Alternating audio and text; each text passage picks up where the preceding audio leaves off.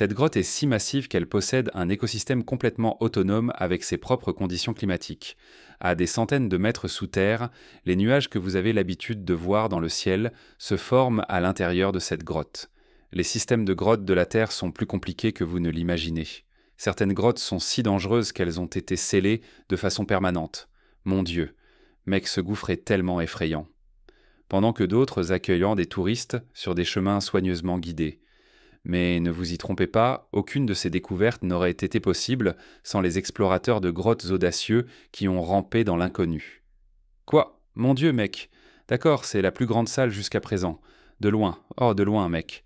Grâce à eux, nous avons découvert des vues à couper le souffle. D'énormes cristaux, des créatures lumineuses qui éclairent de l'obscurité, et même de véritables bébés dragons. Et cela ne fait que gratter la surface. Rejoignez-nous pour les choses les plus choquantes jamais trouvées dans des grottes. Numéro 1. Le château de la grotte. Caché au cœur des brumeuses montagnes karstiques de Slovénie, se trouve une forteresse comme aucune autre.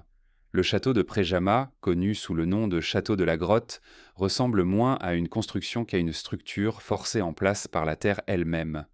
Il s'accroche à une falaise imposante, se tenant juste à l'entrée d'une grotte béante comme s'il avait été englouti à moitié par la montagne. Les murs ne se contentent pas de s'appuyer contre la roche. Ils en sortent, fusionnant pierre avec pierre, jusqu'à ce qu'il devienne impossible de dire où la nature s'arrête et où le château commence. Et ce n'est que le début du mystère. Cette étrange créature de pierre se dresse depuis plus de 800 ans, et pendant tout ce temps, elle a conservé le titre de plus grand château de grotte du monde. Le Guinness World Records le confirme même. Mais la véritable histoire du château de Prejama ne réside pas dans sa taille. Elle se trouve dans les secrets cachés à l'intérieur. Il y a longtemps, un chevalier défiant nommé Erezem de Prejama a fait de cet endroit étrange son repère. Ce n'était pas n'importe quel chevalier. C'était un noble renégat qui osait s'opposer aux puissants Habsbourg. Et quand ils sont venus pour lui, pensant pouvoir le piéger comme un animal, ils ont découvert à quel point ils avaient sans tort, parce qu'Erezem avait un secret. Sous le ventre rocheux du château se trouvait un véritable labyrinthe de tunnels cachés. Pendant que l'armée impériale campait dehors pendant plus d'1 an, pensant l'avoir coincé, Erezem utilisait ces tunnels pour faire entrer des provisions et même narguer ses ennemis. Certains disent qu'il ripostait aux assiégeants, puis disparaissait dans l'ombre comme un fantôme, mais cela ne pouvait pas durer éternellement. Un jour, quelqu'un de son entourage l'a trahi. La légende dit qu'en l'an 1484, alors qu'il était assis sur les toilettes dans l'une des chambres supérieures, un boulet de canon a percé le mur de pierre. Il l'a frappé là où il était assis. Les détails sont sombres, et que chaque partie soit vraie ou non importe peu, car l'histoire est restée vivante pendant plus de 500 ans. Elle est racontée encore, et personne ne peut vraiment regarder cette fenêtre de salle de bain sans imaginer le moment. Mais les frissons ne s'arrêtent pas là. Même maintenant, alors que les visiteurs parcourent dans le château, on a l'impression que l'air lui-même porte des histoires. Sous les arches élégantes et les tapis usés, des chauves-souris se reposent dans les grottes inférieures. Pendant la Seconde Guerre mondiale, cette même grotte est devenue un refuge pour les combattants partisans. La résistance cachée là où Erezem s'était autrefois caché. Et dans des temps plus récents, elle a captivé l'imagination des conteurs du monde entier. Certains disent que George R. Martin, l'homme derrière Game of Thrones, a été laissé sans voix par cet endroit. Il n'est pas difficile d'imaginer pourquoi. Son mélange de danger et de romance, de beauté et d'étrangeté ressemble à quelque chose tout droit, sorti d'un roman fantastique. Prejama peut être belle, mais elle est aussi profondément troublante. C'est ce qui la rend inoubliable. Et pourtant, ce n'est que le premier acte. Loin dans les collines du Kentucky, une autre histoire se cache sous le sol. Numéro 2. La grotte de la rivière perdue. Niché à l'intérieur d'un dolin forestier, cet endroit commence comme un tour de passe-passe. Au début, vous ne voyez qu'une rivière qui coule paisiblement jusqu'à ce qu'elle glisse sous un rebord de calcaire de 15 mètres et disparaisse dans l'obscurité. Où va-t-elle ? Cette question a dérouté les gens pendant des années. Les habitants croyaient autrefois que cette rivière était la plus courte et la plus profonde du monde. C'était une affirmation étrange, mais ancrée dans une vieille erreur. Les premiers explorateurs ont abaissé un poids de mesure dans le trou bleu, qui était une piscine turquoise frappante juste près de l'entrée de la grotte, et ont lu une profondeur de 133 mètres. Cela a choqué tout le monde car la rivière semblait ne faire qu'environ 122 mètres. Les calculs n'avaient aucun sens. Pourtant, l'histoire est restée, et bientôt elle est devenue légende. Ripley's Believe It or Not l'a même déclarée comme l'une des rivières les plus étranges de la Terre. Mais la grotte avait un autre côté. Dans les années 1930, quelqu'un a eu une idée si bizarre qu'elle semblait presque inventée. Transformer l'entrée de la grotte en boîte de nuit, et ils l'ont réellement fait. Un homme nommé Jimmy Stewart a construit le Cavern Night Club juste à l'intérieur de la grotte. Cela est devenu un lieu de rencontre, attirant même des artistes nationaux comme Dinah Shore. Le magazine Billboard l'a qualifié de seul club climatisé en Amérique, grâce à la brise constante de 12 degrés venant des profondeurs de la grotte. L'énergie pour l'endroit provenait de la rivière elle-même, et une roue à eau faisait tourner un générateur de 15 kW complètement hors réseau. Pendant un certain temps, cela a fonctionné. Mais une fois que la climatisation est devenue courante, la nouveauté s'est estompée. Dans les années 1960, la musique s'est arrêtée et la grotte, autrefois pleine de vie, est tombée dans le silence. Et c'est alors que la décomposition a commencé. Au fil du temps, les gens ont commencé à jeter des déchets dans la grotte. Pendant des décennies, elle a été traitée comme un trou oublié. Mais dans les années 1990, des bénévoles locaux se sont levés. Ils ont nettoyé, se sont battus et ont refusé de laisser l'histoire s'arrêter là. Et lentement, la grotte est revenue à la vie. Pourtant, certaines choses ne sont jamais parties. Des murmures flottent encore sur Jesse James se cachant dans l'ombre après un vol. La vérité est incertaine, mais l'histoire est irrésistible. D'autres parlent de soldats de l'Union qui se sont noyés ici pendant la guerre civile. Plus troublantes encore sont les histoires de médecins faisant entrer des prisonniers condamnés dans la grotte pour des dissections secrètes. Même des histoires de fantômes ont trouvé un foyer ici. Certains disent avoir vu une femme en longue robe blanche dansant seule sur le vieux sol de la grotte. Ils disent donc qu'elle ne lève pas les yeux. Elle tourne simplement, encore et encore, au rythme d'une musique qui ne joue plus. De plus, la grotte peut encore devenir violente. Au printemps 2021, une série de tempêtes a frappé la région. Les eaux de crue ont rempli la grotte et endommagé les sentiers, et des équipes se sont précipitées pour réparer ce que la nature avait défait. Même maintenant, la rivière qui disparaît sous terre rappelle à tous qu'elle n'a pas fini de raconter son histoire, mais vous ne trouverez rien de comparable à ce qui a été découvert dans la prochaine grotte. Numéro 3. La grotte de la flûte de roseau. Sous les épais roseaux verts de Guilin, en Chine, se trouve une grotte qui semble presque irréelle. Ces grands roseaux ne sont pas de simples plantes, ils peuvent être sculptés en flûte. C'est pourquoi la grotte s'appelle la grotte de la flûte de roseau.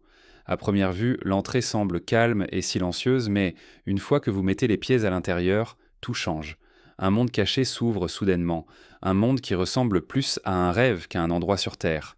Les murs prennent vie avec des formes qui semblent avoir été sculptées par un génie, pourtant aucun artiste ne les a jamais touchées. Des colonnes s'élèvent comme des piliers dans un palais oublié, des rideaux de pierre semblent flotter dans les airs et des formes animales apparaissent au coin. Mais voici ce qui attire vraiment l'œil. Des projecteurs projettent des vagues de couleurs sur chaque surface. Le violet, le vert, l'or et le bleu glissent sur la pierre comme si la grotte elle-même respirait la lumière. On a l'impression d'être entré dans un temple souterrain lumineux, éclairé par une force ancienne. Les gens s'arrêtent, la bouche ouverte, incertains de marcher à travers la nature ou de monter sur une scène de théâtre néon. Et ce n'est que le début. L'ensemble de l'espace est fait de calcaire, façonné par rien d'autre que le temps et l'eau. Un guide l'a un jour appelé le palais des arts naturels, et cette description semble presque trop simple. Les érudits en connaissent en cet endroit depuis plus de 1000 ans, et ils ont découvert plus de 70 sculptures et poèmes sur les murs, laissés par des voyageurs remontant à la dynastie Tang vers l'an 792. Mais d'une manière ou d'une autre, cet endroit magique a disparu de la mémoire. Puis, pendant la Seconde Guerre mondiale, quelque chose s'est produit. Alors que les forces japonaises envahissaient trop la Chine, des réfugiés fuyaient l'Aisne dans les collines. Certains allumèrent des torches à l'intérieur de la grotte pour s'abriter, et c'est alors qu'ils virent les inscriptions oubliées, les murs lumineux et le miracle caché en pleine vue. À partir de ce moment, la grotte de la flûte de roseau est revenue dans le monde. En traversant la grotte, on a l'impression de marcher à travers une galerie d'art naturel façonnée non par des mains humaines, mais par la terre elle-même. Et combien de temps a-t-il fallu pour que cet endroit se forme ? Le calcaire date d'environ 180 millions d'années. C'est avant l'ère des dinosaures. Pendant des millions d'années, il est resté en silence, scellé du monde. Et maintenant, des gens viennent de partout dans le monde juste pour le voir. Certains visiteurs parlent de la façon dont les formations semblent briller. Cette lueur provient de minuscules cristaux à l'intérieur de la pierre, et parfois des plantes étranges où des algues apparaissent, des éclats lumineux qui s'accrochent au mur de la grotte. Ensemble, ces détails transforment l'ensemble de la grotte en une sorte de machine à remonter le temps. C'est un endroit où la poésie ancienne attend encore sur les murs de pierre, et les lumières du XXIe siècle tracent désormais les contours de formes préhistoriques. Mais ce n'est pas la seule merveille souterraine cachée sous la terre. Voyagez loin en Pologne, et là, sous la paisible campagne, quelque chose d'encore plus incroyable vous attend. Numéro 4. La mine de sel de Wieliczka. Non cachée dans une forêt mais enfouie profondément dans la roche, la mine de sel de Wieliczka renferme une surprise que personne n'attend. Pendant plus de 700 ans, des mineurs ont creusé ici, non pas pour de l'or ou des bijoux, mais pour du sel. Et ce faisant, ils ont réalisé quelque chose que peu de gens pourraient imaginer. Ils ont construit une cathédrale souterraine. À environ 100 mètres sous la surface se trouve la chapelle de Sainte Kinga. Elle ne ressemble pas à une construction, mais plutôt à un rêve. Les murs, les sols, les plafonds et même les lustres, tout est fait de sel. Au début entier, vous descendez un escalier en bois. Puis une vaste salle s'ouvre, mesurant 12 mètres de large, 18 mètres de profondeur et 54 mètres de long. Même le sol est une dalle continue de sel poli. À l'avant de la pièce, un autel s'élève. Mais il n'est pas fait de marbre ou de pierre. C'est aussi du sel sculpté au fil des décennies par des mineurs qui n'étaient pas seulement des ouvriers, mais des artistes. L'une des caractéristiques les plus époustouflantes est une sculpture murale de la scène, taillée avec une telle habileté que les figures semblent prêtes à tourner la tête et à parler. Le grand autel, conçu par Joseph Markowski, abrite les reliques de Sainte Kinga elle-même. La légende dit qu'elle a un jour jeté sa bague de fiançailles dans une mine de sel hongroise. Des siècles plus tard, elle a été retrouvée dans la même mine où se trouve cette chapelle. Cette histoire lui a valu le titre de fondatrice de Wieliczka. Même les lustres captent la lumière comme du verre, mais en réalité ce sont des cristaux de sel, fondus et reformés jusqu'à scintiller. Partout où vous regardez, des saints et des anges apparaissent en sel. Même Dante et Copernic ont leur place. Et plus vous descendez, plus cela devient étrange. Cette mine était maintenant un site du patrimoine mondial de l'UNESCO. Ces tunnels s'étendent sur plus de 2 kilomètres, et les visiteurs passent souvent des heures à les explorer. Pourtant, tous ces chemins mènent à un seul endroit, la cathédrale. Et elle est encore utilisée. Des gens se marient ici. La messe se tient dans un silence si profond qu'on a l'impression d'être sous l'eau. L'acoustique est si parfaite que des musiciens y donnent des concerts. Même pendant l'époque du régime communiste, des couples courageux se mariaient ici en secret. Mais si vous pensez avoir vu la plus ancienne œuvre d'art de l'humanité, vous ne l'avez pas avant d'aller en Nouvelle-Zélande. Numéro 5. Les grottes de verre luisant de Waitomo. Dès que vous entrez dans les grottes de verre luisant de Waitomo, on a l'impression d'avoir franchi le seuil d'un autre monde. L'obscurité vous entoure, épaisse et absolue.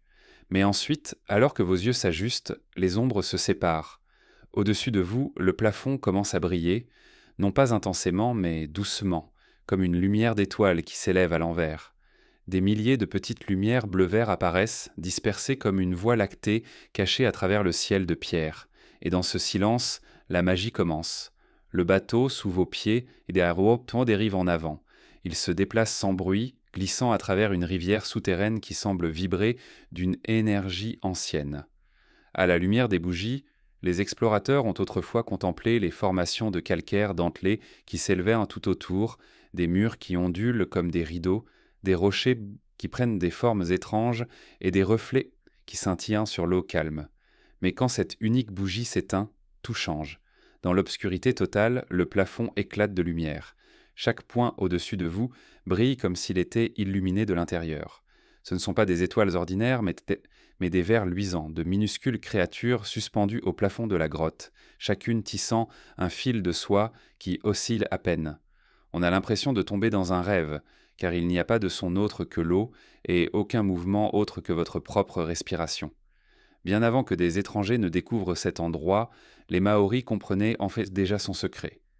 Pendant des générations, des histoires avaient été transmises sur de grandes créatures aquatiques, les Taniwa, qui avaient creusé ces grottes et protégé les esprits lumineux à l'intérieur.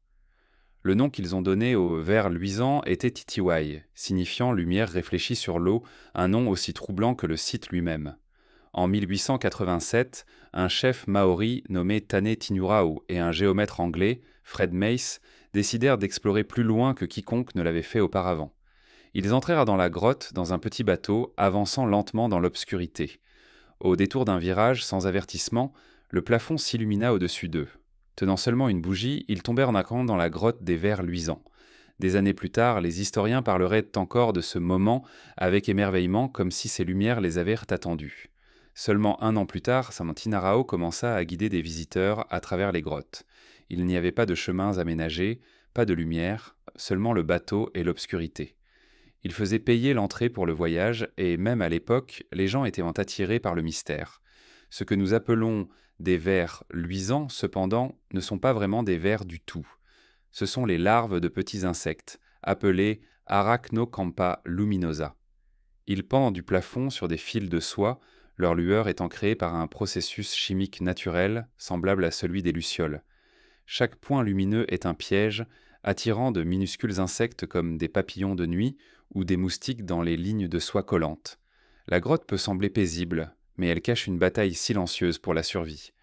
Les scientifiques ont étudié ces créatures de près. La lueur provient de deux composés, la luciférase et la luciférine, qui se mélangent dans les organes du verre pour créer une lumière froide. Dans le monde dépourvu de nutriments de la grotte, ces larves peuvent survivre pendant des semaines, parfois des mois, sans nourriture. Pourtant, elles attendent, brillantes et suspendues dans l'obscurité. Alors que votre bateau glisse plus profondément, vous pouvez apercevoir les filaments attrapant la lumière. Certaines larves se contractent, tirant leur prise. C'est beau, mais aussi étrange. Une chasse silencieuse se déroulant au-dessus de votre tête. Cependant, à des milliers de kilomètres, en Oregon, un autre type d'obscurité attend. Numéro 7. Les grottes de cristal d'Abaco. Loin sous les crêtes couvertes de pins de l'île d'Abaco, au-delà de la surface ensoleillée et de l'air tropical chaud, se cache un monde caché que peu ont vu et encore moins comprennent. Ce n'est pas un système de grottes ordinaire. C'est un royaume scintillant de cristaux et d'eau calme, où les plongeurs doivent descendre dans un silence complet et laisser derrière eux toute attente de ce à quoi la nature peut ressembler. Pour atteindre cet endroit, les plongeurs en grotte s'habillant de combinaisons épaisses et glissent donc dans des puits d'eau douce. La descente commence paisiblement, mais plus ils avancent, plus les choses deviennent étranges. Bientôt, ils atteignent l'halocline, une couche tremblante et semblable à du verre où l'eau douce plus légère flotte au-dessus de l'eau salée plus lourde. Un coup d'un seul coup et tout change. L'eau devient plus épaisse, la lumière prend une teinte verdâtre bleue et les ombres se brouillent en quelque chose de totalement nouveau. Ce qui vient ensuite est presque trop surréaliste pour être décrit. À l'intérieur de ces grottes inondées, les murs éclatent de formations qui semblent plus proches des rêves que de la géologie. De délicates roses de cristal fleurissent sur les plafonds, tandis que d'énormes colonnes s'élancent du sol au plafond comme des piliers dans un palais oublié. Tout brille faiblement, baigné dans une lumière réfractée à travers l'eau et la roche, créant un monde qui semble suspendu dans le temps. Ce sont les grottes de cristal d'Abaco. Elles portent des noms comme la grotte de Ralph et la grotte de Dan, bien que leurs formes trahissent quelque chose de plus ancien et d'intouché. À un moment donné, les plongeurs nagent dans une chambre connue sous le nom de la fabrique de verre. Un explorateur a décrit ce qu'il y a vu comme une explosion soudaine de bonbons en roche qui était délicate, dangereuse et absolument éblouissante. Les couches brun-orange recouvrant certains murs proviennent de poussières sahariennes anciennes, dérivées à travers l'océan et piégées dans les cristaux au fil du temps. Même les os de chauve-souris, depuis longtemps mortes, reposent indéfiniment dans des coins marqués de chaux. Préservés si clairement, ils semblent presque vivants. Dans le palais de cristal, une autre chambre cachée profondément dans le système de grottes, d'énormes draperies de gypse tombent du plafond au sol comme des cascades gelées. Les formations se tordent et se courbent comme du tissu, pourtant ce sont des roches solides. La grotte descend à des profondeurs de 150 pieds et remonte à 40. Mais l'eau ne change jamais beaucoup. Elle reste entre 67 et 72 degrés Fahrenheit tout au long de l'année, juste assez chaude pour être confortable, juste assez fraîche pour vous rappeler où vous êtes. Ici, le temps semble plus lent. En raison de la flottabilité neutre dans l'eau, les plongeurs peuvent flotter sans poids dans ces chambres. Certains restent pendant des heures, tant que leur gaz tient. D'autres perdent quant à toute notion de ce qui se passe au-dessus, en distraits par les faisceaux de lumière blanche qui se frayent un chemin à travers l'halocline. Ces faisceaux tombent en stries et en tranches, se reflétant sur les surfaces cristallines et les faisant briller comme des bijoux sous la mer. Mais l'halocline n'est pas toujours la même. Le guide local, Brian Kakuk, l'un des rares à connaître véritablement les secrets de cette grotte, avertit que l'halocline se déplace avec les saisons. Plus de pluie en hiver signifie une couche d'eau douce plus épaisse, obscurcissant parfois des chambres entières. Le seul moyen d'avancer est de continuer à explorer, de pousser à travers l'eau ondulante et de voir ce qui se trouve au-delà. Et il y a toujours plus. En 2019, Kakuk a annoncé la découverte d'un nouveau groupe de cristaux en forme de cloche dans un puits inexploré. C'était un autre rappel que ces grottes ne sont pas encore prêtes à se révéler. Aujourd'hui, à la fois des plongeurs novices en caverne et des explorateurs expérimentés en recycleurs viennent ici pour assister au spectacle de lumière. Ils remontent à la surface en silence. Leurs visages en disent long, car après avoir dérivé comme des fantômes à travers les tunnels éclairés d'émeraude, les mots semblent inutiles.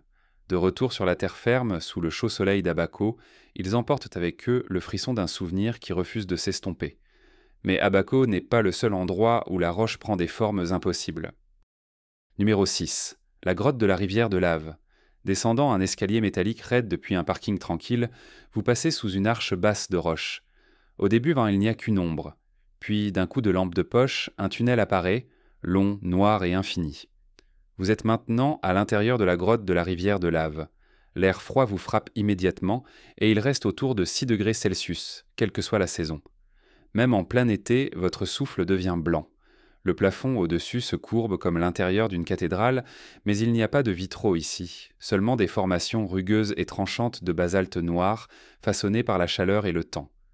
Vous avancez lentement, votre lumière découpant un faisceau étroit à travers le noir profond. Chaque pas résonne puis disparaît. Il n'y a pas de vent ni d'oiseaux, aucun son autre que le vôtre. Comment cet endroit a-t-il été découvert ? Cette grotte est le résultat d'une éruption qui a eu lieu il y a environ 65 000 ans. À l'époque, le volcan Newberry déversait des rivières de lave à travers le centre de l'Oregon. Alors que la surface refroidissait et durcissait, la lave en dessous continuait de couler, creusant un canal.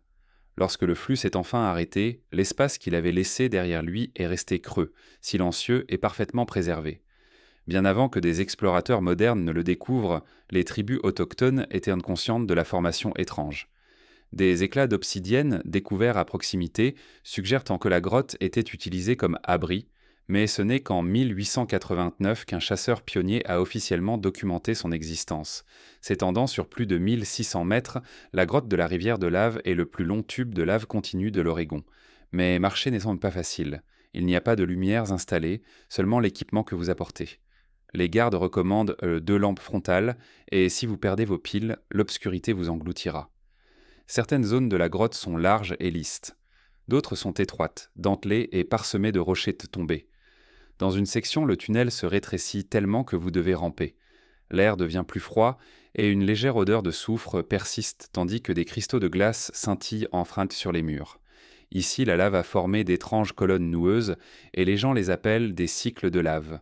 Certaines s'élèvent grandes comme des stalagmites, d'autres pendent en bas, et à un moment donné, l'eau qui goutte régulièrement du plafond devient votre seul indice que le tunnel se termine. Les eaux chargées de sable ont lentement rempli cette extrémité sur des siècles. Personne ne sait à quelle profondeur va le sable ni ce qui se trouve au-delà. Le mystère fait partie de ce qui rend cet endroit inoubliable, car il pourrait y avoir une autre chambre, un tunnel effondré, ou peut-être quelque chose qui n'a jamais été vu. Mais pour l'instant, il reste scellé. À 30 mètres au-dessus, des voitures roulent sur la route 97, mais ici, le temps semble figé. En hiver, la grotte se ferme complètement. Les chauves-souris viennent ici pour hiberner, et les responsables du parc ne prennent aucun risque. Les visiteurs doivent laver leurs bottes pour éviter de propager le champignon du nez blanc, une maladie qui peut dévaster les populations de chauves-souris. En gravissant les dernières marches, vous émergez à la lumière du soleil. Mais en vous, le souvenir demeure de votre marche à travers un tunnel creusé par le feu sous des couches de roches anciennes. Numéro 8. Les cloches de l'enfer du cénote Zapote.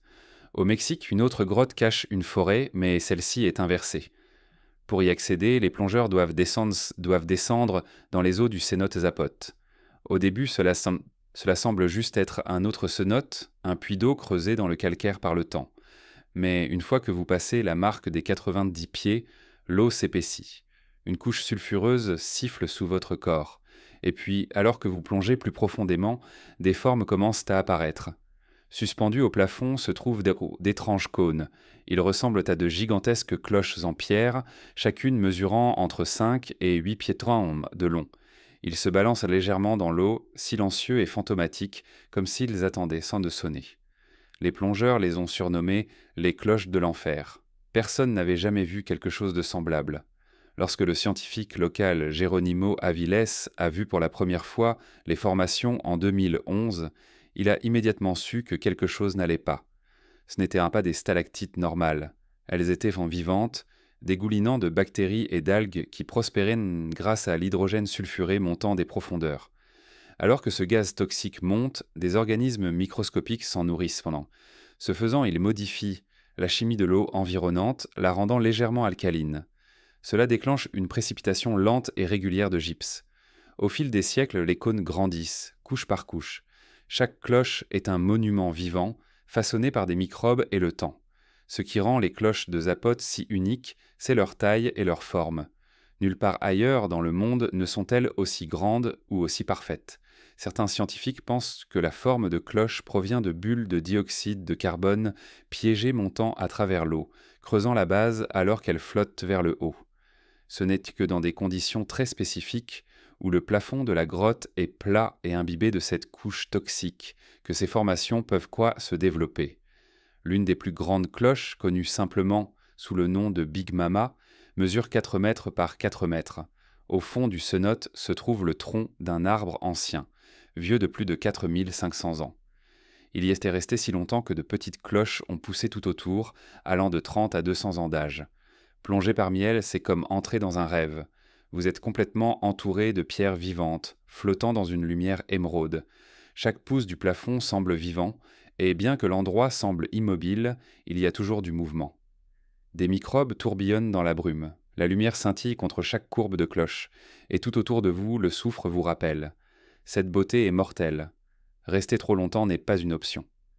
L'air nocif peut piquer votre gorge et brûler vos poumons. Les plongeurs doivent remonter rapidement. Respirer de l'air frais à nouveau ressemble à un miracle, mais même à la surface, le souvenir persiste. Les cloches, le silence, un miracle. Mais même à la surface, le souvenir persiste. Les cloches, le silence, le sentiment que quelque chose d'ancien et de puissant se balance encore sous la jungle. Et puis, il y a le secret le plus profond de tous. Dans la mine de Naïka, au Mexique, enterrée loin sous le sol désertique, une grotte de cristal a été découverte qui semble presque trop fantastique pour être réelle. Lorsque les mineurs Juan et Pedro Sanchez ont percé un mur inondé en avril 2000, ils l'ont trouvée. Une chambre massive remplie de cristaux, plus grand que des bus. La grotte avait autrefois été sous l'eau, remplie de saumures riches en minéraux chauffés par le magma profondément en dessous. Cette eau, proche de l'ébullition à plus de 130 degrés Fahrenheit, avait permis au gypse de croître sans être dérangé pendant un demi-million d'années. Lorsque les pompes de la mine ont enfin drainé l'espace, ce qui a été révélé a stupéfié le monde. Certains des cristaux de sélénite mesuraient de plus de 36 pieds de long et 1 mètre d'épaisseur. Chacun ressemblait à un faisceau de lumière gelé, translucide et tranchant.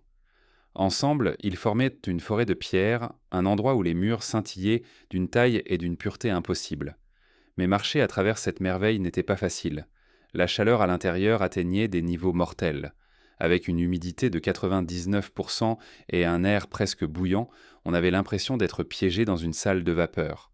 Les scientifiques devaient rapporter des combinaisons de refroidissement spéciales, et même alors, il ne pouvait là rester que 30 à 45 minutes à la fois. Un moment de trop et le corps pouvait s'arrêter.